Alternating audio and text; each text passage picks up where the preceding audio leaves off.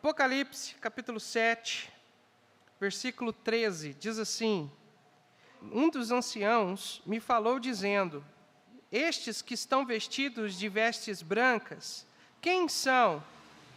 E de onde vieram? E disse-lhe: Senhor, tu sabes. E ele disse-me: estes são os que vieram da grande tribulação e lavaram suas vestes, e as branquearam no sangue do Cordeiro. Quero destacar essa segunda parte do versículo 14. Estes são os que vieram da grande tribulação. Nós estamos trazendo algumas mensagens escatológicas. Nós já falamos sobre alguns sinais, ou sobre os sinais da volta de Cristo. Nós vimos que a igreja não aguarda o retorno glorioso de Cristo, mas a igreja aguarda o arrebatamento. Nós falamos também sobre o que vai acontecer com a igreja após o arrebatamento.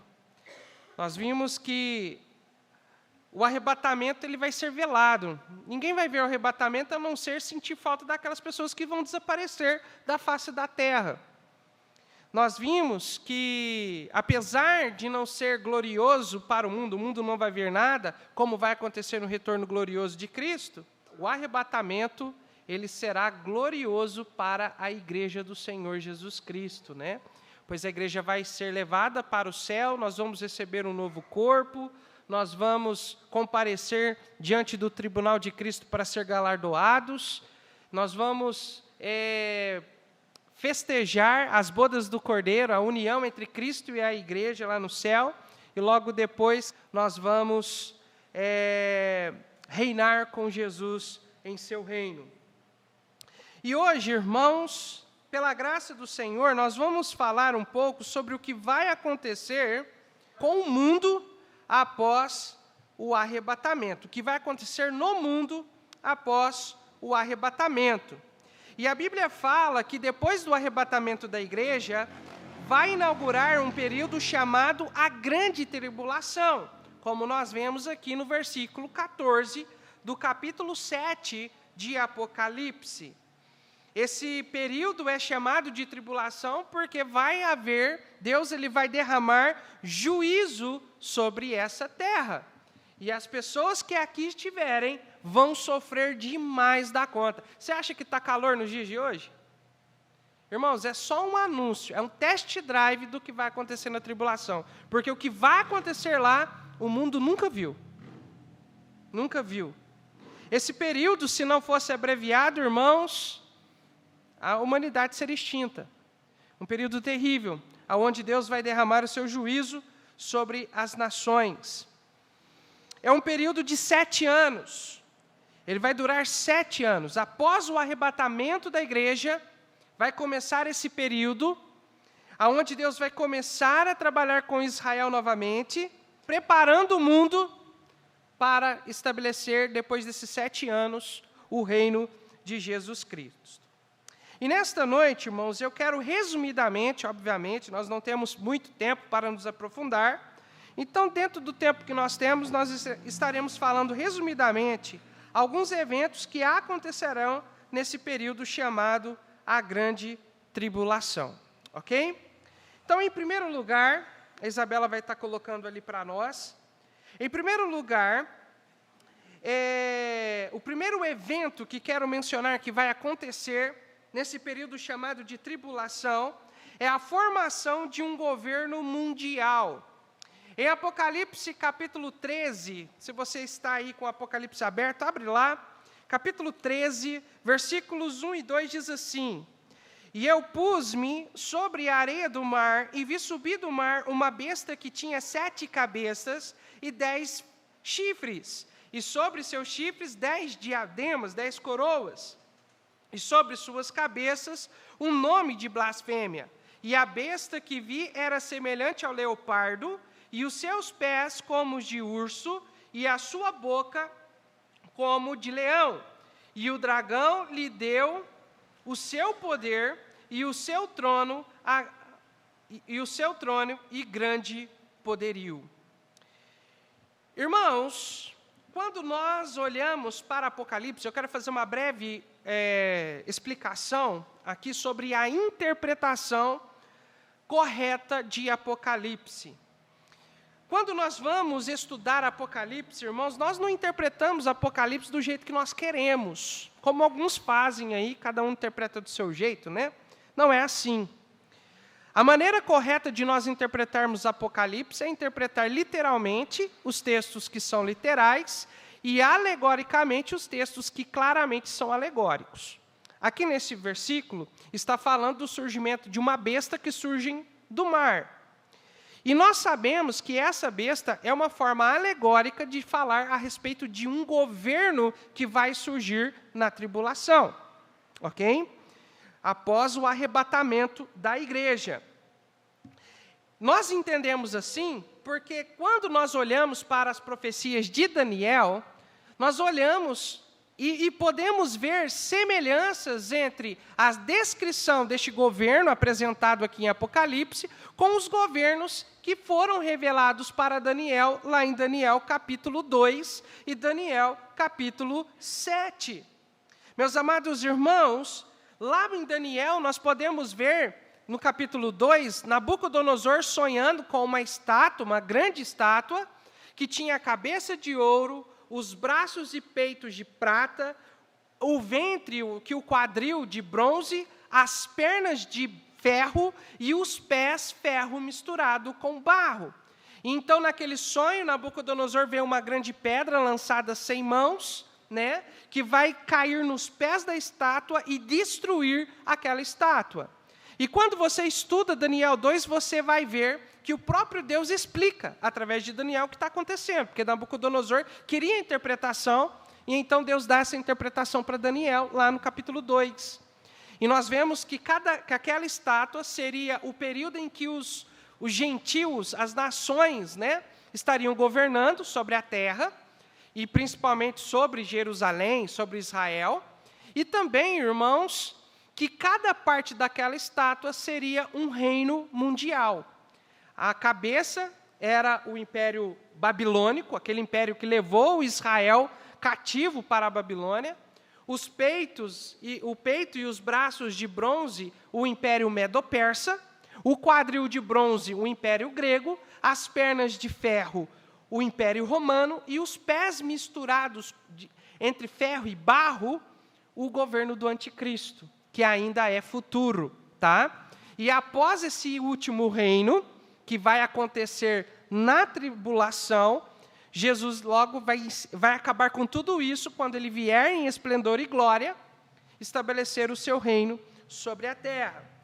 Essa mesma visão, essa mesma ideia de governos é apresentada no capítulo 7 de Daniel, quando Deus revela para Daniel esses mesmos reinos, mas através de animais. O Império Babilônico, revelado por um leão com asas. O Império Grego, ou melhor, o Império Medo-Persa, por um urso com costelas na boca. O Império Grego, ou Império Macedônio, um leopardo com 4 asas.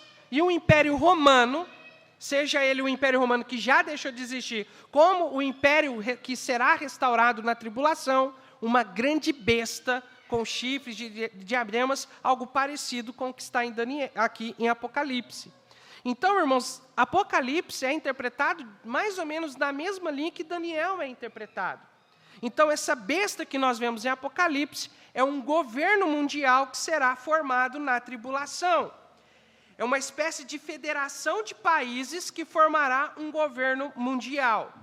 Essa federação, ela vai escolher um líder global, que a Bíblia fala que esse líder, ela chama esse líder de anticristo ou o iníquo, porque esse líder, ele vai trabalhar fortemente contra a vontade de Deus na tribulação. Ele agirá sobre o poder e sobre a autoridade de Satanás. E ele vai agir contra tudo que se chama Deus, vai perseguir Israel durante esse período. Esse governo, ele será um governo autoritário. Por que nós sabemos que ele vai ser um governo autoritário? Porque lá em Apocalipse fala de uma marca, de um símbolo, que todos deverão ser marcados durante o período desse governo mundial, e quem não receber essa marca será grandemente perseguido.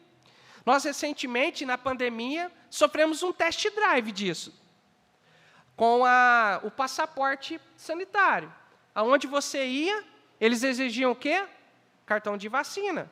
Eu não creio que o cartão de vacina vai ser a marca da besta. Nós não sabemos exatamente o que é. Existem teorias, mas nós sabemos que será algo que, se você não tiver, você não vai comprar, você não vai vender, e nós podemos ver que o mundo está cada dia caminhando para isso.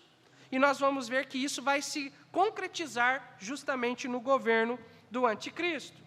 Esse governo também será enganador, pois ele fará alianças com Israel na tribulação, mas após 3 anos e meio, ele quebrará essa aliança, perseguindo duramente Israel e todos que creem em Cristo durante a tribulação. E nós podemos ver claramente, irmãos, que o mundo está caminhando a passos largos para a criação deste governo mundial. Nós podemos ver que a agenda globalista está trabalhando para a unificação de todos os países, para a formação dessa federação, aonde será estabelecido um governador, um líder mundial sobre todas as nações. Se você pesquisar, irmãos, na internet em casa, faça isso em casa, não faça isso agora, mas em casa você pesquise sobre o discurso de Lula e Dilma na ONU. E ambos vão falar sobre a necessidade de uma nova ordem mundial, a necessidade da criação de um governo global. O mundo, Beto, está caminhando para isso. Mas a Bíblia também diz lá em 2 Tessalonicenses que esse anticristo, ele só vai aparecer, só será revelado após o arrebatamento. Ele pode estar aí, irmãos. Talvez, pela forma que as coisas estão indo, ele já esteja aí no cenário político global. Mas ele só será revelado após o arrebatamento da igreja. Em segundo lugar, o segundo evento que vai acontecer na tribulação é a formação de um sistema religioso ecumênico. Apocalipse capítulo 13, versículos 11 em diante, você vai ver falando de uma besta que sobe da terra e ele terá algumas características religiosas. O que é ecumenismo? Ecumênico, irmãos, ou ecumenismo, significa todos em um. Está sendo trabalhado uma união de todas as religiões do mundo. E é por isso, irmãos, que nós não participamos de cultos ecumênicos. Sabe aqueles eventos que o pessoal faz aí, principalmente a prefeitura que faz, que lá tem pastor, tem de todas as denominações, tem padre, tem pai de santo, enfim, esses cultos ecumênicos, nós não participamos. Por quê? Esses cultos ecumênicos servem justamente para preparar a sociedade para a criação desse sistema religioso que vai haver na tribulação. Esse sistema será governado por um falso profeta que tem autoridade religiosa global. Essa religião, uma característica dessa religião global que eles estão trabalhando para surgir, que surgirá na tribulação, ela terá uma característica de culto ao Estado. O texto de Apocalipse fala que essa religião vai levar as pessoas a adorar a besta e o anticristo. A besta é o governo que estará reinando, lembra? Então, irmãos, isso significa que essa religião, ela terá um cunho progressista, socialista, comunista. Essas 3 palavras são sinônimas, tá? E nós podemos ver, irmãos, aí, que cada dia mais o marxismo está entrando dentro das igrejas e corrompendo as doutrinas. Nós podemos ver, irmãos, um discurso sendo criado nos dias de hoje, ridicularizando a Bíblia e o modo de vida cristão bíblico. Hoje, a igreja que é aceita é uma igreja liberal, uma igreja com a teologia liberal, onde é aceito todos, uma igreja inclusiva. Não, a igreja tem que aceitar todos. Não, de fato, a igreja é um lugar para todos, irmãos, mas a igreja não aceita tudo. Tá? A igreja não está aberta para tudo, está aberta para todos. Mas está sendo criado aí uma ideia, está sendo disseminado uma ideia onde a Bíblia tem que ser reinterpretada, os textos que falam sobre homossexualidade têm que ser tirados da Bíblia, reinterpretados e assim por diante. E o mundo está caminhando para o cumprimento dessas profecias, irmãos. O mundo não gosta de nós. Eu vou ser bem sincero com os irmãos. O mundo não gosta. Eles só toleram, mas eles não gostam de nós. Tanto é que nós podemos ver, cada dia mais, um discurso de ódio contra a igreja, contra a fé cristã, cada dia mais crescendo. E isso é Satanás trabalhando no mundo. Terceiro evento que vai acontecer na tribulação, Deus voltará a trabalhar com Israel. No capítulo 12, dos versículos 1 a 5, nós podemos ver, falando a respeito de uma mulher. Foi dado um sinal no céu, e então o apóstolo vê uma mulher grávida, prestes a dar à luz. E no versículo 5 diz assim, do capítulo 12: E deu à luz um filho homem, que há de reger todas as nações com vara de ferro. E seu filho foi arrebatado para Deus e para o seu trono. Podemos ver que essa mulher não é a igreja, porque ela está grávida de um filho que vai reger todas as nações. Quem é o filho? Jesus. E quem é a mulher, então? Israel. Em Apocalipse, essa mulher é Israel, tá? Nós interpretamos isso é claramente colocado Israel de um modo figurado, aqui como uma mulher que está dando à luz o filho que vai reger todas as nações. Tirando a igreja, Deus volta a trabalhar com Israel. Por que nós entendemos isso, irmãos? Porque nós interpretamos a Bíblia literalmente. E quando nós olhamos para as profecias de Daniel, capítulo 9, em Daniel nós vemos Deus revelando que desde a ordem para reconstruir os muros de Jerusalém, que acontece lá no livro de Neemias, até o estabelecimento do reino de Cristo, haveria 70 semanas de anos. 70 semanas de anos. Só que quando Jesus Cristo ele nasce, ele vem ao mundo, e ele então é rejeitado pelos judeus, ele é sacrificado, ele é morto, e então ele ressuscita. Quando Jesus ele é rejeitado por Israel, o calendário profético para. E ele para justamente na semana 69. Ainda uma semana para acontecer. Essa semana é a tribulação. Então, quando a igreja é tirada da terra, Deus ele volta a trabalhar com Israel. E aí nós podemos ver, irmãos, uma série de provas a respeito disso. Como, por exemplo, Israel sendo perseguido na tribulação e sendo guardado por Deus. Ali não é um Israel espiritual, é um Israel literal. Nós podemos ver o surgimento de 144 mil selados por Deus. E literalmente esses homens, essas pessoas são homens do sexo masculino, judeus de todas as tribos de Israel, homens que adotaram o celibato, homens virgens que foram selados e seguiam ao Cordeiro. Alguns acreditam que esses homens vão ter o cunho missionário de sair falando, pregando o evangelho do reino durante a tribulação. Um parêntese aí que eu preciso abrir aqui. Esses 144 mil não são testemunhos de Jeová, como alguns pregam hoje. Porque hoje eles acreditam que as testemunhas estão aí e tudo mais, eles começaram a pregar que era só 144 mil pessoas que iam aceitar a fé dos testemunhas. Hoje eles são milhões, aí eles vão mudando as doutrinas deles. Mas, irmãos, esses 144 mil não surgirão durante esse período que nós estamos, surgirá na tribulação, após o arrebatamento. E é interessante que a Bíblia não fala que esses 144 mil serão testemunhas de Jeová. Falam que eles são selados. Tá? A Bíblia fala apenas de 2 testemunhas que surgirão na tribulação. Nós não sabemos quem são essas testemunhas, mas uma observação. Essas testemunhas não são testemunhas de Jeová, são testemunhas de Jesus Cristo. O texto é muito claro. Testemunhas de Cristo. Tá? E eles pregarão o evangelho durante a tribulação. Farão sinais para que o povo de Israel, pelo menos um remanescente fiel, creia que Jesus Cristo é o Senhor que Jesus Cristo em breve virá para reinar. O evangelho do reino é diferente do evangelho que pregamos hoje.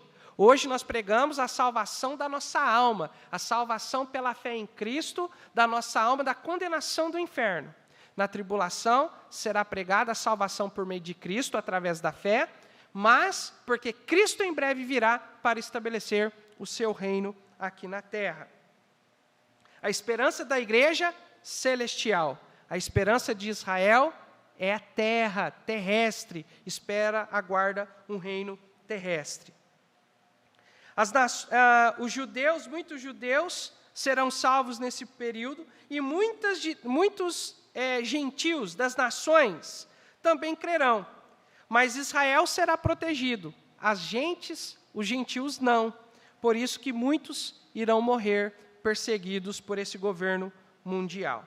E nós podemos ver, irmãos, cada dia mais um ódio a Israel crescendo. Quando nós falamos sobre os sinais de que Cristo está próximo para arrebatar a igreja, nós falamos que um dos sinais é justamente esse crescente ódio contra Israel. E isso porque, irmãos, Israel faz parte do cumprimento das profecias após o arrebatamento. Ok? Quarto e último evento que quero destacar que vai acontecer aqui no mundo, Deus irá derramar o seu juízo sobre a terra.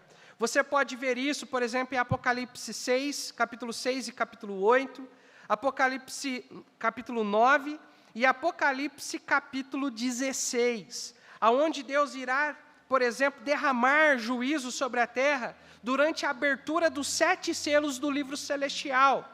O Cordeiro, Cristo, estará abrindo um livro, quebrando selos ali de um livro no céu, e Deus então estará derramando juízo sobre a terra. Depois, 7 anjos irá tocar 7 trombetas, e cada vez que essas trombetas são tocadas, juízos acontecem também na terra. E no capítulo 16, a Bíblia fala que 7 anjos estarão derramando 7 taças cheias da ira de Deus sobre a terra. E basta você fazer uma rápida leitura e você vai ver quão terrível vai acontecer, coisas terríveis que vão acontecer na tribulação. Isso porque, na tribulação, Deus estará trazendo juízo sobre as nações. Sabe aqueles sinais que Jesus Cristo fala de terremotos, de guerras, rumores de guerras, que sinais no céu, sinais na terra? Não é para nós hoje. Apesar que a gente está vendo que a natureza geme aguardando o retorno de Cristo. Esse calor extremo, depois frio extremo, chuvas torrenciais, tempestades realmente rebentando tudo, inundações, tsunamis, terremotos. Isso tudo é a terra gemendo, aguardando o retorno de Cristo, irmãos. Só que esses sinais que Jesus diz lá em Mateus 24, é aqui, na tribulação. Quando esses eventos da ira de Deus começarem a acontecer, é para todos ficarem alertas que estiverem aqui na terra, porque em breve Jesus Cristo estará vindo para reinar. Ok? Finalmente, irmãos, a tribulação é um evento que vai acontecer. A tribulação começará quando a igreja será tirada após o arrebatamento. E enquanto a igreja estiver no céu, estará acontecendo o período chamado a tribulação aqui na terra. E esse período de juízo estará terminando com o retorno glorioso de Cristo. Lá em Apocalipse 19, a Bíblia diz que os céus irá se abrir, o céu irá se abrir, então Cristo virá montado em um cavalo branco, vestido de vestes salpicadas de sangue. Então Cristo trará juízo ao anticristo, ao falso profeta e a todos aqueles que foram selados com a marca da besta, serão julgados com uma só palavra do Senhor. Porque lá no texto de Apocalipse 19 diz que da boca do Senhor sairá uma espada afiada. E então, Cristo estabelecerá o seu reino sobre esta terra. Para encerrar, irmãos, muitas informações que eu trouxe hoje à noite. Verdade, não é, irmãos? nós estudamos, Sávio, isso que eu resumidamente trouxe agora, em 20 minutinhos, nós estudamos semanas, meses aqui na igreja, na Escola Bíblica Dominical. Quem lembra disso? Eu trouxe resumidamente. Talvez você não vai lembrar de tudo o que eu falei, mas de tudo isso que eu falei, irmãos, eu quero que você lembre de 3 verdades que esse tempo que vai acontecer aqui na terra após o arrebatamento nos ensina. A primeira verdade, as profecias do tempo do fim nos mostram que nós não podemos colocar a nossa esperança neste mundo. Isso porque este mundo é passageiro, Sávio. O mundo e suas vaidades, com suas ilusões, vão passar. Mas as coisas de Deus, irmãos, são eternas. Então não coloque sua esperança neste mundo. Coloque a sua esperança em Cristo e na eternidade. Tudo isso que eu falei, irmãos, certamente irá acontecer. O mundo está caminhando, nós podemos ver essas evidências hoje, nos nossos dias. O mundo se preparando para esses eventos. Então não coloque suas esperanças neste mundo. 1 João 2, 15 e 17 diz assim: não ameis o mundo, e nem no que no mundo há. Se alguém ama o mundo, o amor do Pai não está nele. Porque tudo que há no mundo, a concupiscência da carne, ou a cobiça da carne, a cobiça dos olhos e a soberba da vida, não é do Pai, mas do mundo. O mundo passa, e a sua concupiscência, a sua cobiça, mas aquele que faz a vontade de Deus, permanece para sempre. Segundo, as profecias do tempo do fim nos mostram que Deus é justo e deve ser temido. Está sendo ensinado em muitas religiões um Deus paz e amor, que tolera pecado, que aceita tudo. Mas, irmãos, Deus não é assim. Deus, ele é justo. A Bíblia diz que Deus é um fogo consumidor e, portanto, ele precisa ser temido. As pessoas estão vivendo a sua vida do seu jeito, da sua própria maneira, estão longe de Deus, escolhendo, ao invés de escolher a Bíblia, estão escolhendo baladas. Ao invés de escolher buscar ao Senhor, estão escolhendo bebidas, estão escolhendo drogas, estão escolhendo desfrutar dos prazeres que o mundo oferece. Mas eu vou dizer para você, não adianta viver uma vida longe de Deus e depois querer passar a eternidade no céu. Não. Deus não se deixa escarnecer. O momento de decidir para quem você vai viver ou quem você vai servir é hoje, amanhã é tarde demais. Então viva para Jesus hoje, amém, irmãos? Busque o Senhor hoje, enquanto se pode achar. A terceira verdade, o tempo do fim mostra a grande e infinita misericórdia de Deus para todos nós. Deus, sabendo de tudo que iria acontecer, Ele colocou essas verdades para nós aqui, irmãos. A Bíblia revela o que vai acontecer nesse período chamado de tribulação. Por isso nós podemos saber o que vai acontecer. Mas Deus, Ele fez isso colocando essas verdades na Bíblia, sabe por quê, irmãos? Para nos dar a oportunidade de nos arrependermos. Para nos dar a oportunidade de sermos salvos do dia da ira do Senhor. Da justiça que Deus vai derramar sobre essa terra. Então Deus está hoje chamando, vinde a mim, vinde a Cristo, para que você seja salvo deste momento. Deus está dando hoje a oportunidade para que todos possam ouvir e crer no Evangelho de Cristo para a salvação da ira vindoura. Mas essa oportunidade vai acabar um dia. Então não negligencie, não seja tolo, entregue sua vida a Cristo hoje. Louvado seja Deus, que as misericórdias do Senhor nos alcançou. Louvado seja Deus, que um dia alguém falou de Jesus para nós, e nós escolhemos crer em Jesus e entregar nossas vidas a Ele, e naquele dia nós fomos salvos. Amém, irmãos? Mas eu não conheço o seu coração. Se você ainda não conhece Jesus como seu Salvador, arrependa-se e corra para Jesus, aonde há a verdadeira salvação. Entregue sua vida a Cristo. Pare de buscar as coisas vãs desse mundo e olhe para Jesus. Busque ao Senhor. Agora, se você já foi salvo por Jesus, irmãos, viva uma vida plenamente na vontade de Deus. Você está pronto? Cristo está voltando. Hebreus 10, 37. Porque ainda um pouquinho de tempo, o que há de vir virá e não tardará.